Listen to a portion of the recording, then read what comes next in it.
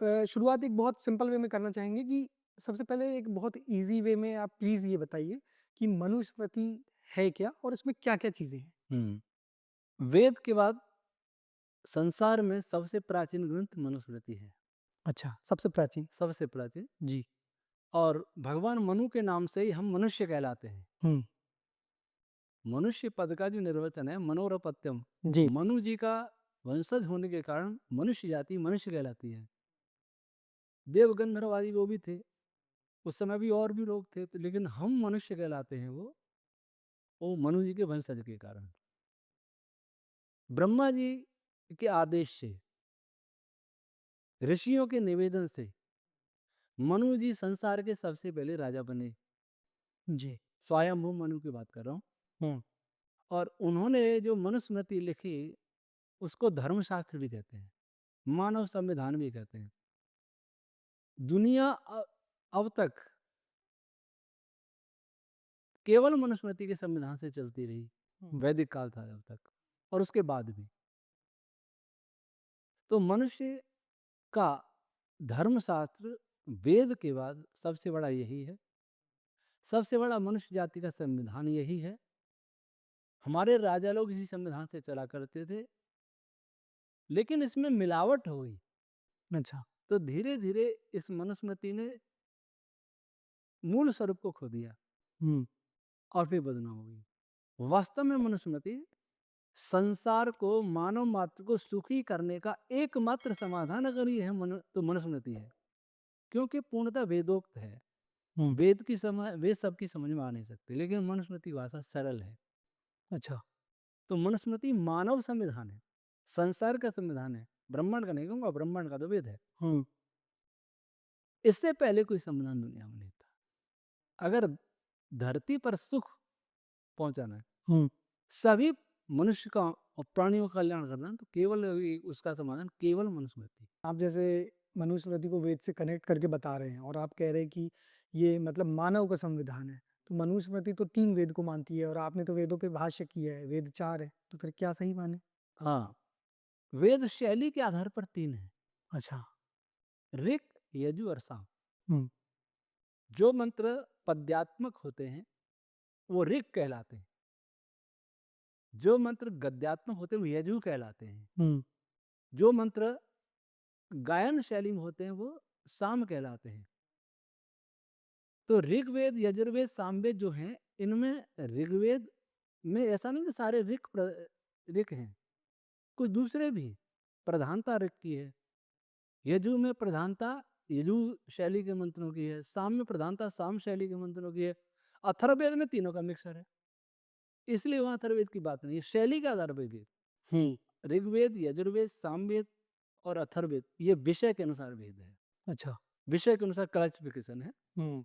लेकिन शैली के आधार पर अगर तीन ही होता है। तो मनुस्मृति में शैली के आधार पर है, इसलिए वहाँ तीन है। वस्तुतः विज्ञान के विषय की दृष्टि से चार है। इसमें कोई विरोध नहीं है। इसमें कोई विरोध नहीं है। अच्छा, तो मतलब ये चीज़ें समझने वाली हैं, थोड़ा डेप्थ में समझना पड़ेगा कि इसके अनुसार 3 क्यों हैं, हाँ, बस। ये चीज़ है। हाँ। लेकिन ये भी कहते हैं ना कहीं न कहीं मनुस्मृति हमारे देश में जो आज हो रहा है, वो कहीं न कहीं हमारे पतन का कारण है, क्योंकि ये भेदभाव सिखाती है, नारियों के प्रति भी भेदभाव सिखाती है और छुआ-छूत का बहुत वर्णन है इसमें, तो इस पे क्या कहोगे आप फिर? हाँ, मनुस्मृति जैसा कि मैंने कहा केवल मानव मात्र के लिए है, प्रत्येक मनुष्य के लिए। छुआछूत वाली बात है, जन्म से वर्ण व्यवस्था जो जाति व्यवस्था आज कही जाती है वो बातें, जी। शूद्र वर्ग के साथ अत्याचार की बातें, हुँ। स्त्री के प्रति अत्याचार की बातें, जी। उनको विद्या बाद में इनको ले लें, ये बातें बाद में जोड़ दी गई। अच्छा। आज संविधान में कितने संशोधन हो गए होंगे? क्या उन संशोधनों के लिए क्या वो संविधान सभा दोषी है जिसने संविधान बनाया? क्या डॉक्टर अंबेडकर जी उनके लिए दोषी हैं या उत्तरदायी हैं? अगर बाद में कोई, जैसे आज संशोधन हुए हैं, वक्फ बोर्ड का है, क्या मनुष्य ये अंबेडकर जी का है? लिव रिलेशन है, क्या ये अंबेडकर जी के सिर पर मढ़ा जाए उनको? तो जितने भी बाद में बने, अल्पसंख्यक आयोग हुआ, दूसरे आयोग हुए, क्या ये संविधान के भाग थे उस समय संविधान सभा में? ये अब हम कहेंगे डॉक्टर अंबेडकर ने ये किया, अंबेडकर जी का तो नहीं, ये नहीं है सब बातें। हुँ।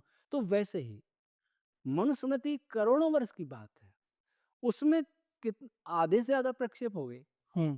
उन प्रक्षेपों के लिए भगवान मनु दोषी नहीं है। अगर कोई हमारे सोने के हार पर कीचड़ फेंक दे तो हमारा क्या कर्तव्य है? उस कीचड़ को साफ करना है, सोने को फेंक देना, हार को फेंक देना। ये सोने का हार है मनुस्मृति, मानव जाति के लिए मानवता का हार है। उस पर किसी ने कीचड़ फेंक दी अच्छा। तो मनुष्य का, हर मनुष्य का कर्तव्य है उसको साफ करे, और विद्वान का कर्तव्य सबसे ज्यादा। इसलिए ये बातें अवश्य हैं, पर ये बाद में कीचड़ फेंकी गई। क्यों फेंकी गई इसका अलग कारण है। कीचड़ फेंकने वाले मुझे लगता है कि वैदिक धर्मी और भारत राष्ट्र के विरोधी थे। अच्छा। जो नहीं चाहते थे कि देश जगत गुरु रहे, देश चक्रवर्ती राष्ट्र रहे। कब से यह व्यापार होता था, पढ़ने आते थे, पढ़ करके ही बन गए और जोड़ दिया। पांडुलिपियां रहती थी, मर्जी आए जो होता था, कोई व्यवस्था थी नहीं महाभारत के बाद। उन्होंने जोड़ा ताकि हमें फूट पड़े, हम लोग टूटे, और विद्या के अधिकार से वंचित कर दिया था सबको, तो वास्तविकता किसी को पता ना लगी, इसलिए अत्याचार भी हुए।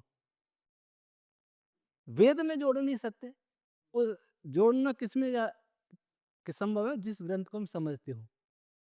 मनुस्मृति को समझ सकते हैं, सरल भाषा है। रामायण को समझ सकते हैं, सरल भाषा है। महाभारत को समझ, इनमें जोड़ दिया। ना ब्राह्मण ग्रंथ में जोड़ पाए, ना वेद में जोड़ पाए। इस तो ये देशद्रोही और धर्म, सनातन धर्म द्रोही लोगों का काम है।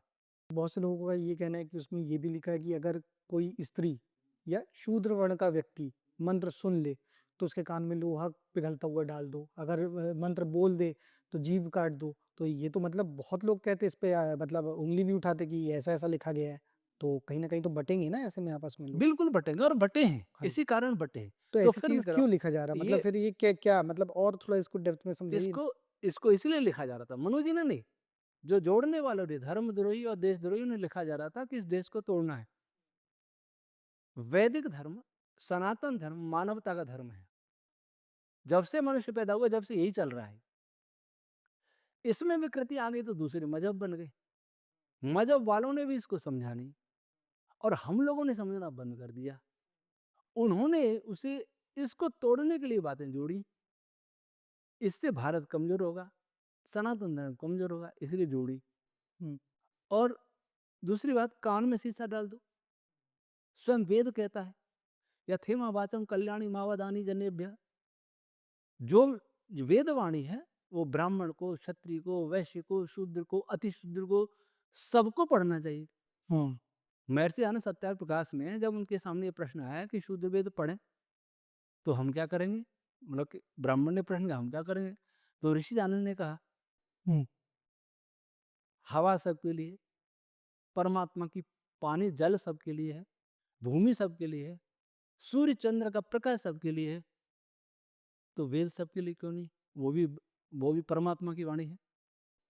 आंख के लिए प्रकाश जब सबके लिए है, तो बुद्धि के लिए प्रकाश वेद सबके लिए क्यों नहीं? सबके लिए अधिकार है। और रही बात हम क्या पढ़ेंगे कि तुम कुएं में पढ़ो, इतना कठोर उत्तर देने वाला कोई नहीं था उस समय। वो स्वयं ब्राह्मण कुल में पैदा हुए, और किसी को कहना कि तुम कुएं में पढ़ो, अगर ये कहते हो तो। मनुस्मृति का उद्धार सबसे पहले महर्षि दयानंद ने किया था, इसलिए उनके ग्रंथों में सबसे ज्यादा प्रमाण मनुस्मृति के मिलते हैं। अच्छा। तो जो वेद कहता है कि सब पढ़ें, तो मनुस्मृति कैसे कह देगी सब नहीं पढ़े? सबको विद्या का अधिकार नहीं होता। तो सीता जी विदुषी नहीं थी क्या? गार्गी ने शास्त्रार्थ किया था महर्षि याज्ञवल्क्य से, वो विदुषी नहीं थी क्या? सती अनुसुईया विदुषी नहीं थी क्या? देवी उमा हर समय योग में लीन रहती थी और भगवान शिव से यही संवाद होता था, क्या वो विदुषी नहीं थी क्या? घोषा, अपाला, गार्गी, मैत्रेयी कितनी थी? जी। और रही बात शूद्र की, जी। तो ब्राह्मण, क्षत्रिय, वैश्य, शूद्र ये कर्म पर आधारित व्यवस्था थी। कोई देश ऐसा नहीं जिसमें ये व्यवस्था नहीं आज भी। अच्छा। प्रथम श्रेणी, द्वितीय श्रेणी, तृतीय श्रेणी, चतुर्थ श्रेणी, कर्मचारी, अधिकारी सब जगह है। यही तो था। पढ़ाने वाला है, धर्मोपदेशक है वो ब्राह्मण, रक्षक है, शासक है वो क्षत्रिय, व्यापारी, किसान, पशुपालक वैश्य और लेबर वर्ग श्रमिक है। भेदभाव कहाँ से आ गया? ये तो एक परिवार में 4 बेटे हैं तो चारों में ऐसा हो सकता है? छुआ-छूत की बात ही नहीं है। यही व्यवस्था थी। सब जगह है ये। इवन देखा जाए तो लोग ये भी कहते हैं कि जैसे शूद्र वर्ण के साथ बहुत अत्याचार हुए, क्योंकि जैसे कहा जाता है कि एकलव्य के अंगूठे की बात हो गई, या फिर कहा जाता है कि श्री रामचंद्र जी ने निर्दोष शंबुक का वध किया। ये तो इसको फिर एक्सप्लेन करिए आप, कि मतलब लोगों की भ्रांति टूटे, क्योंकि लोगों को तो यही लगता है कि कहीं न कहीं कमज़ोरों को दबाया गया है या फ़ायदा उठाया गया है। हुँ। जी, पहले श्री राम पहले थे। जी। श्री राम का चरित्र लिखने वाले कौन थे? महर्षि वाल्मीकि। हुँ, उनको आज वाल्मीकि समाज पूजा करता है उनकी। हुँ, आज उनकी पूजा करता है और वाल्मीकि जिनका चरित्र लिख रहे हैं, उनको गाली देता है। समझ में आया ना? जिन महर्षि वाल्मीकि को पूजा जा रहा है, हुँ, तथाकथित दलित समाज के द्वारा, वे वाल्मीकि अपना एकमात्र ग्रंथ जीवन में लिखा। वैसे वो वैज्ञानिक थे। हुँ। उनके ग्रंथ मिलते नहीं। वो विमान विद्या के वैज्ञानिक थे। विमान विद्या के। विमान विद्या के। तो उन्होंने महर्षि ब्रह्मा जी के कहने से ही लिखा रामायण, वाल्मीकि रामायण। तो उन्होंने युद्ध कांड तक लिखा। युद्ध कांड के बाद जो ग्रंथ लिखते हैं, या तो प्रारंभ में उस ग्रंथ का महात्म होता है या अंत में होता है। अंत में 4 श्लोकों में महिमा का वर्णन है, फिर उत्तरकांड शुरू हो जाता है। इसका अर्थ है उत्तरकांड किसी और ने लिखा है, मतलब जोड़ा गया है। जोड़ा गया। उसमें शंभु की बात आ गई। अगर ये बात है कि वो शंभु को तप करने का अधिकार नहीं था क्योंकि वो शूद्र था, ये तो आरोप लगता है। माता शबरी कौन थी? उनको कहते भीलनी थी, वनवासिनी थी। भी शब्द कहीं था नहीं, वनवासिनी तपस्विनी थी। हुँ। माता शबरी का शबरी से तो कुछ नहीं कहा उन्होंने, उनके अंदर भोजन भी किया। जूठे बेर कर। झूठे बेर की बात तो नहीं करूंगा, झूठा बेर तो कौन खिलाएगा, पर उनके यहाँ भोजन किया। उनको माता शबरी कह के संबोधित किया। और शंभु का वध इसलिए कर दिया कि तपस्या कर रहा था। ये विरोधाभास है। महर्षि वाल्मीकि जी इ- इस कांड में, किष्किंधा कांड में, शबरी को माता कहलवाते हैं श्री राम से। उत्तरकांड में वही श्री राम शंभु का वध कर देते हैं। ये मानने में आता है क्या? और फिर महर्षि वाल्मीकि लिखते हैं, राम प्राणियों के रक्षक है, सर्वलोक हिते रता, सभी प्राणियों के संपूर्ण लोक के हित में रत हैं। हुँ। तो फिर वही वाल्मीकि कैसे कह देंगे शंभु का सिर काट दिया उन्होंने? हुँ। एक पेड़, पुराना पेड़ पीपल का हो, उस पे अगर कहीं से बड़ का पेड़ दिखाई दे, तो समझ लीजिए बाहर से बीज आके गिरा है। ये पहचान है। जी। वाल्मीकि रामायण को देखना है तो वाल्मीकि रामायण में बहुत मिलावट हुई है। उत्तरकांड तो पूरे प्रक्षिप्त है, उससे पहले भी बहुत सी बातें हैं, बहुत सी बातें मिलावटी हैं। तो उसकी कसौटी ये है कि वाल्मीकि जी को श्री रामचरित का संक्षिप्त वर्णन देवर्षि नारद जी ने कहा, सुनाया था। वो प्रारंभ में दिया है। हुँ। उस कसौटी को लेकर के सारा वाल्मीकि रामायण पढ़ेंगे, शुद्ध रामायण हमारे सामने आ जाएगा। इसको कोई पढ़ता नहीं। हुँ। किसी नेता ने कह दिया, किसी और ने कह दिया, उसको लेके चल पड़ते हैं। तो ये तो श्री राम जी की बात। हुँ। अब आते हैं आचार्य द्रोण जी की बात पर। हुँ। आचार्य द्रोण के समय में, महाभारत के समय में कुछ जाति भेद आ गया था, जी। ये बात निश्चित है। पर ऐसा भेदभाव नहीं था कि किसी को विद्या न दें और विद्या वो अपने आप सीख ले तो उसका अंगूठा काट ले। एकलव्य जो थे, बहुत धनुर्धर थे। रासु यज्ञ था हुँ। धर्मराज युधिष्ठिर का। तो एकलव्य राजाओं के समान सम्मानित आसन पर बैठे थे। हुँ।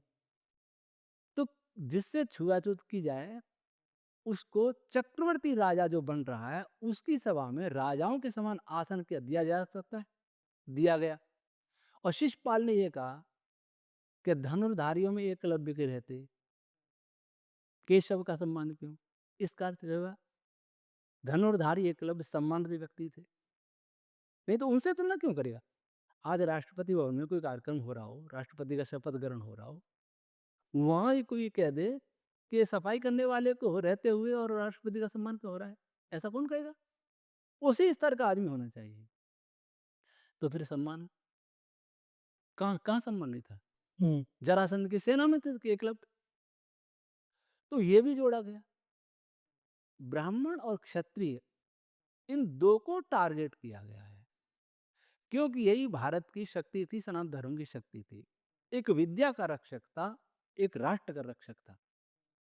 ज्ञान का एक ज्ञान का रक्षक था अज्ञान से, और एक राष्ट्र विद्या मतलब राष्ट्र का रक्षक था। इन दोनों को निशाना बना लो, सिर को निशाना बनाओ, हाथों को निशाना बनाओ, पूरा शरीर बेकार हो जाएगा। तो ये विधर्मियों ने हमारे बीच बंटवारा करने के लिए, अच्छा। महर्षि व्यास जी किनके पुत्र माने जाते, वो कौन थे? अच्छा, शांतनु के विवाह हुआ था माता सत्यवती से, मल्ला की कन्या थी। एक चक्रवर्ती, दुनिया का सबसे बड़ा राजा मल्ला की कन्या से विवाह कर रहा है, और वो कह रहा है, मल्ला शर्त लगा रहा है कि मेरी बेटी के गर्भ से जो पैदा होगा वही राजा बने तो विवाह करूंगा। तो कितना सम्मान था मल्ला का। आज कोई सुन लेगा क्या ऐसा? उसको तुरंत जेल में डाल देगा। उन्होंने स्वीकार नहीं किया, विवाह भी नहीं किया। भीष्म पे जी उसको प्रतिज्ञा लेकर के विवाह के लाए थे। तो कितना सम्मान था उसमें हर वर्ग के प्रति।